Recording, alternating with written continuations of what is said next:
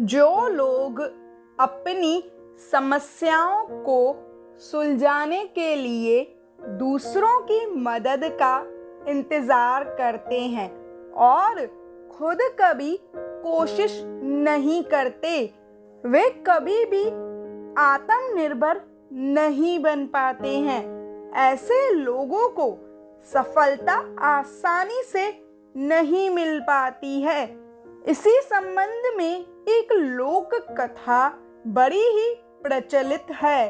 कथा के अनुसार पुराने समय में एक आश्रम में गुरु अपने शिष्यों के साथ रहते थे।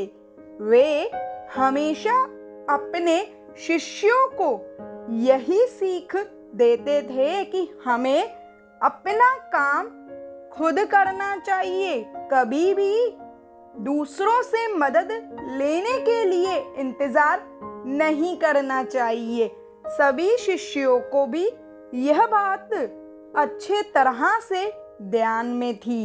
एक दिन गुरु अपने शिष्यों के साथ दूसरे गांव जा रहे थे। रास्ते में एक नाला था। गुरु और शिष्यों को उस नाले को पार करके दूसरे गांव जाना था। जब गुरु के साथ सभी शिष्य नाला पार कर रहे थे, तभी उसी समय अचानक ही गुरु के हाथ से कमंडल छूट गया और नाले में गिर गया। गुरु वहीं रुक गए। सभी शिष्य सोचने लगे कि अब यह कमंडल कैसे निकलेगा और इसे कौन निकालेगा। तभी एक शिष्य गांव में किसी सफाई कर्मचारी को खोजने के लिए चला गया। बाकी सारे शिष्य वहीं बैठ गए और कमंडल निकालने की योजना बनाने लगे।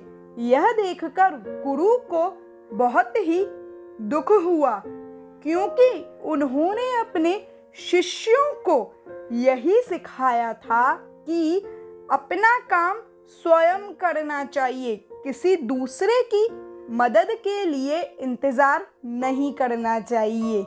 वैसे तो कमंडल गुरु भी निकाल सकते थे, लेकिन वे अपने शिष्यों की परीक्षा लेना चाहते थे कि शिष्य उनकी दी हुई सीख को कितना ध्यान से सुनते हैं, कितना समझते हैं और कितना अपने जीवन में उसे उतारते हैं।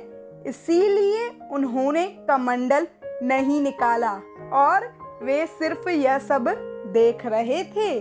काफी देर बाद एक शिष्य अपनी जगह से उठा और वह नाले में हाथ डालकर कमंडल खोजने का प्रयास करने लगा। जब हाथ डालने के बाद भी उसे कमंडल नहीं मिला, तो वह स्वयं नाले में उतर गया और कमंडल खोजने लगा। कुछ समय बाद उसने कमंडल खोज ही निकाला। यह देखकर गुरु प्रसन्न हो गए, क्योंकि शिष्य ने उनकी सीख को अच्छे से समझ लिया था और अपने जीवन में उतार लिया था। गुरु ने उस शिष्य की प्रशंसा की और कहा कि इसी तरह हमें अपने कामों के लिए किसी दूसरे की मदद का इंतजार नहीं करना चाहिए।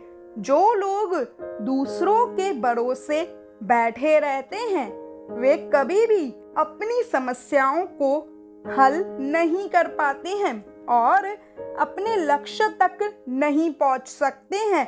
अपनी मदद खुद करने वाले लोग ही घर, परिवार और समाज में सम्मान हासिल करते हैं और यही सफलता का सूत्र है।